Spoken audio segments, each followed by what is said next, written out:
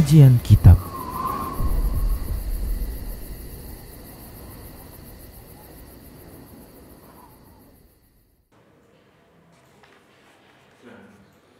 Bismillah, assalamualaikum warahmatullahi wabarakatuh. Innal hamdalillah nahmaduhu wa nasta'inuhu wa nastaghfiruh wa na'udzu billahi min shururi anfusina wa min sayyiati a'malina. Man yahdihillahu fala mudilla lahu wa man yudlilhu fala hadiya lahu. وأشهد أن لا إله إلا الله وحده لا شريك له وأشهد أن محمدا عبده ورسوله صلى الله عليه وسلم. قال الله تبارك وتعالى: يا أيها الذين آمنوا اتقوا الله حق تقاته ولا تموتن إلا وأنتم مسلمون. يا أيها الناس اتقوا ربكم الذي خلقكم من نفس واحدة وخلق منها زوجها وبث منهما رجالا كثيرا ونساء واتقوا الله الذي تساءلون به والأرحام إن الله كان عليكم رقيبا.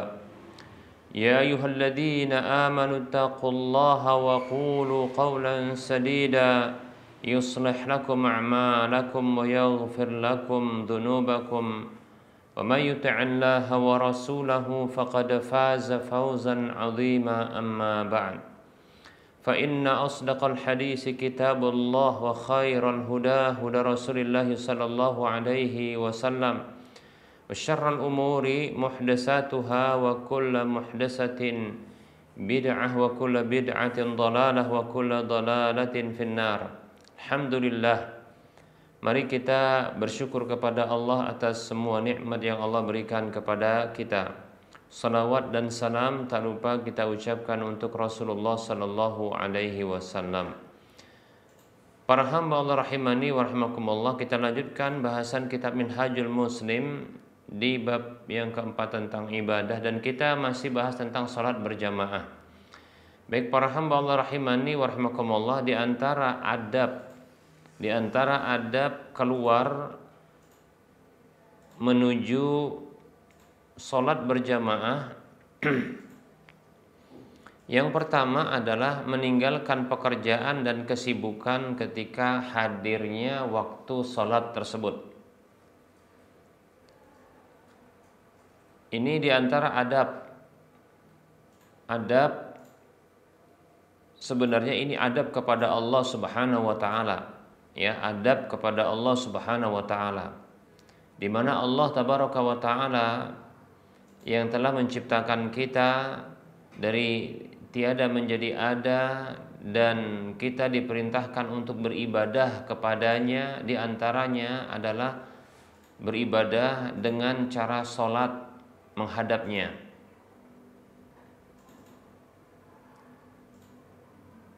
Allah tabaraka wa taala mengatakan waqumu lillahi qanitin. Allah berfirman, dan berdirilah menghadap Allah Subhanahu wa taala ya dengan tenang. Hafidhu 'alas salawati was salatil wusta wa qumu lillahi qanitin. Jagalah ya salat itu dan salat al-wusta, yaitu salat asar, dan berdirilah di hadapan Allah dalam kondisi tenang. Baik para hamba Allah rahimani wa rahimakumullah, ini adalah adab, ya, adab kepada Allah sesungguhnya. Ya, ketika seorang muadzin mengumandangkan adzan, ya, mengumandangkan adzan, dia adzan, sesungguhnya yang memanggil adalah Allah Subhanahu wa taala untuk beribadah kepadanya dengan cara salat demikian. Maka seorang hamba yang dia diciptakan oleh Allah Subhanahu wa taala untuk beribadah kepadanya, sebagaimana Allah berfirman di dalam surah Az-Zariyat ayat 56, a'udzu billahi minasyaitonir rajim, wa ma khalaqtul jinna wal insa illa liya'budun, dan tidaklah aku ciptakan jin dan manusia melainkan agar mereka beribadah kepadaku. Di antara ibadah kepada Allah itu adalah dengan salat. Ya. Maka hendaknya ketika Allah menyeru melalui para muadzin, ya, memanggil melalui para muadzin, hendaknya kita meninggalkan kesibukan dan pekerjaan kita untuk hadir, ya, menuju sholat tersebut. Baik para hamba Allah rahimani wa rahimakumullah. Dari Ibunda Aisyah radhiyallahu anha, beliau mengatakan, kana Rasulullah sallallahu alaihi wasallam yakunu fi mihnati ahlihi ay khidmatihim fa idza hadaratis salatu kharaja ila as-salati. Hadis ini hadis yang dikeluarkan oleh Imam Al-Bukhari, Imam Tirmidzi dan Imam Ahmad. Ibunda Aisyah radhiyallahu anha mengkabarkan, dahulu Rasulullah sallallahu alaihi wasallam dalam kondisi membantu keluarga beliau, yaitu istri-istri beliau, maka apabila tiba waktu sholat, beliau keluar menuju sholat, yaitu beliau meninggalkan kegiatan dan kesibukan, ya, pekerjaan di rumah, ya. Baik para hamba Allah rahimani wa rahimakumullah, mestinya kita sebagai pengikut Rasulullah SAW pun berlaku demikian, mestinya, ya. Baik para hamba Allah rahimani wa rahimakumullah, ini adab, ya, adab, dan kita katakan sesungguhnya ini adalah adab kepada Allah Subhanahu wa taala, ya, karena Allah yang memanggil kita lewat para muadzinnya. Baik para hamba Allah rahimani wa rahimakumullah, adab berikutnya, ya, keluar dalam kondisi bersuci, ya, berarti sudah bersuci sebelum keluar dan berjalan menuju masjid, serta memperbanyak langkah sekaligus mengharapkan pahala darinya. Langkah-langkah yang menuju masjid. Ada hadis yang diriwayatkan oleh Imam Muslim dalam kitab sahihnya di nomor urut hadis 666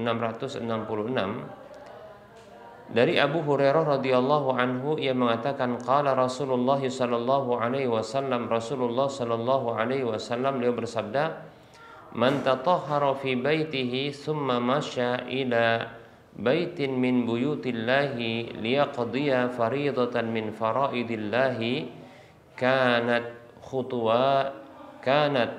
khutuwatahu ihdahuma tahuttu khati'atan wal ukhra tarfa'u darajatan. Hadis ini hadis yang dikeluarkan oleh Imam Muslim dalam kitab sahihnya.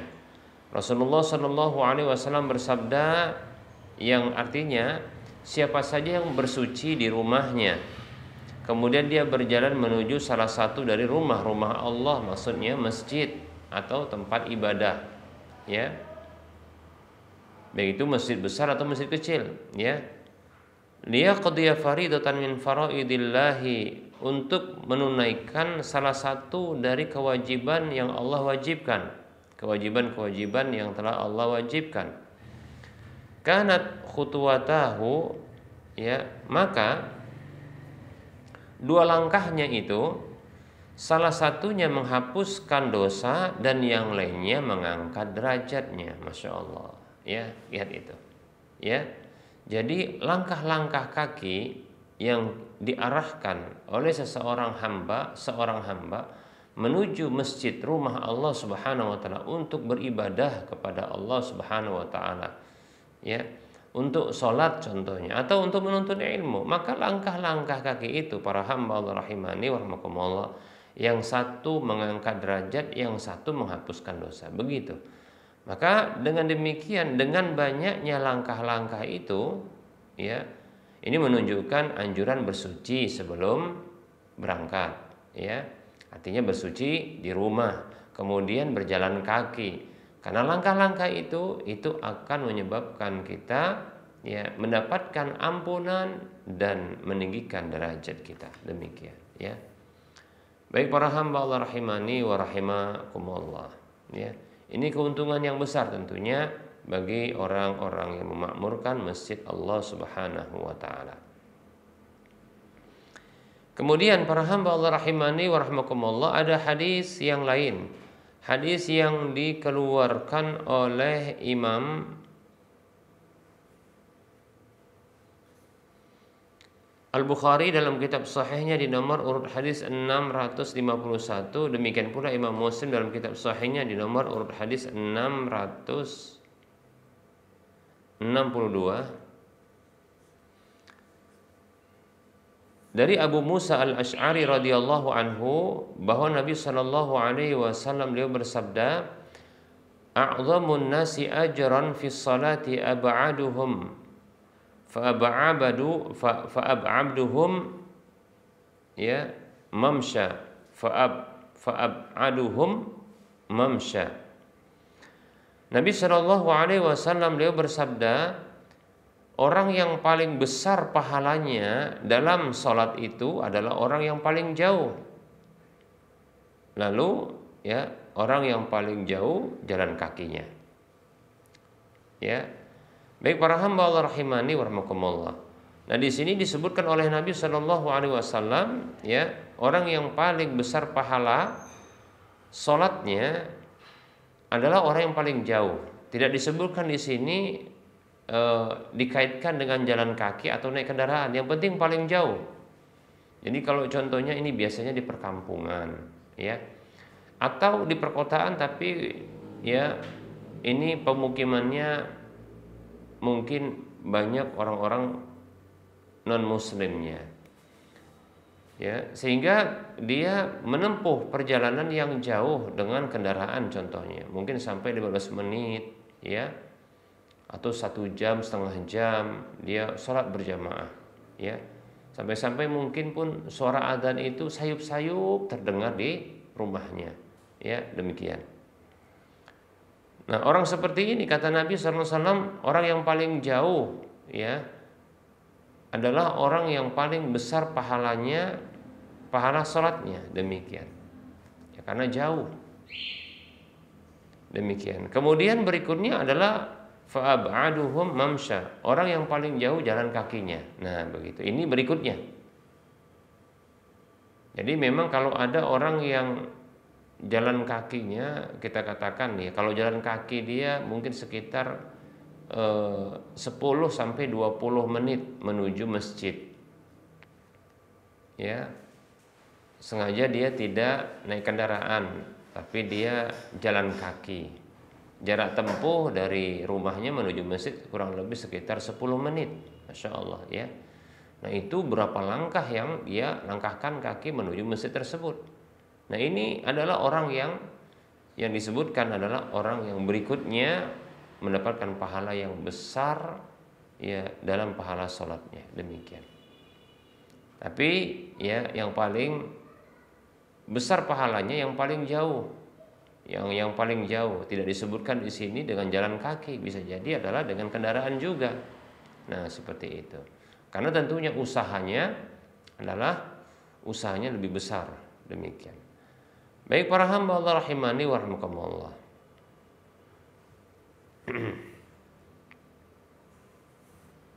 Hadisnya hadis yang dikeluarkan oleh Imam Bukhari, Imam Muslim. Nah, ini adab sekaligus tentunya keutamaan yang didapatkan, ya. Kemudian ada riwayat juga, ya, riwayat hadis yang dikeluarkan oleh Imam Al-Bukhari dalam kitab sahihnya di nomor urut hadis 1887. Demikian pula Imam Ibnu Majah dalam kitab sunannya di nomor urut hadis 784, Imam Ahmad dalam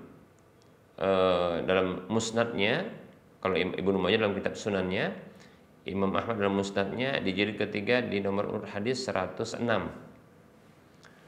Dari sahabat Anas bin Malik radhiyallahu anhu yang mengatakan, arada Banu Salamah radhiyallahu anhum an yatahawwalu ila qurbil masjid. Kata Anas bin Malik radhiyallahu an yang mengatakan, Bani Salamah, jadi orang-orang dari Bani Salamah, satu kabilah, satu suku, ya, Bani Salamah itu ingin berpindah tempat dekat dengan masjid Nabi. Fakariha Rasulullah sallallahu alaihi wasallam an ta'ra al-Madinah, ya. Maka Rasulullah SAW tidak menyukai ya Madinah itu jadinya kita katakan penuh ya, penuh dengan orang ya. Sementara ya wilayah-wilayah lain itu kosong dari orang-orang, demikian ya. Waqala, maka Rasul bersabda kepada mereka, ya bani Salamah, wahai bani Salamah, ala tahtasibuna asarakum, ya. Wahai bani Salamah, ya, tidakkah kalian mengharapkan pahala dari bekas-bekas jejak kaki kalian, ya. Lalu mereka pun fa'aqamu, maka mereka pun tetap tinggal di tempat mereka, ya. Demikian. Hadisnya diriwayatkan oleh Imam Al-Bukhari, Ibnu Majah dan Imam Ahmad. Demikian.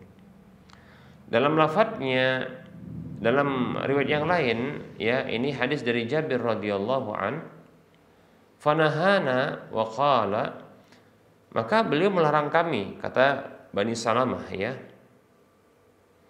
innalakum bikulli khatwatin ya darajatan, sesungguhnya ya untuk kalian dengan setiap langkah kalian itu ada satu derajat.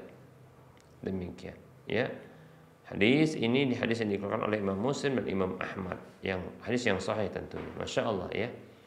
Baik para hamba Allah rahimani wa rahimakumullah, ini luar biasa ya, keutamaan yang besar bagi setiap orang yang berjalan kaki menuju masjid. Sampai-sampai Bani Salamah yang ingin dekat ke masjid saja itu dilarang, ya, dilarang. Jangan sampai ya mereka kehilangan pahala yang besar, ya, yaitu langkah-langkah kaki mereka, jejak-jejak langkah kaki mereka itu ternyata memiliki pahala, ya,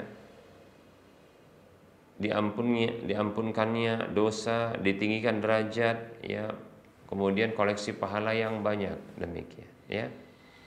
Kemudian ada hadis juga yang lain ya, hadis yang lain yaitu hadis yang dikeluarkan oleh Imam Muslim, Tirmidzi, An-Nasa'i dan Imam Ahmad, hadis yang sahih ya, dari sahabat Abu Hurairah radhiyallahu anhu bahwa Nabi sallallahu alaihi wasallam dia bersabda, ala adullukum ala ma yamhu Allahu bihi al-khuta wa yarfa'u bihi ad-darajat, maukah aku tunjukkan kepada kalian atas apa saja yang dengannya Allah akan menghilangkan kesalahan-kesalahan dan dengannya Allah mengangkat derajat-derajat. Qalu, maka para sahabat mengatakan, bala ya Rasulullah, tentu wahai Rasulullah. Qala, maka beliau mengatakan, bersabda sallallahu alaihi wasallam, isbaghul wudu'i 'alal makarihi, menyempurnakan wudu pada kondisi-kondisi yang tak disukai, seperti kondisi dingin, ya, dan seterusnya.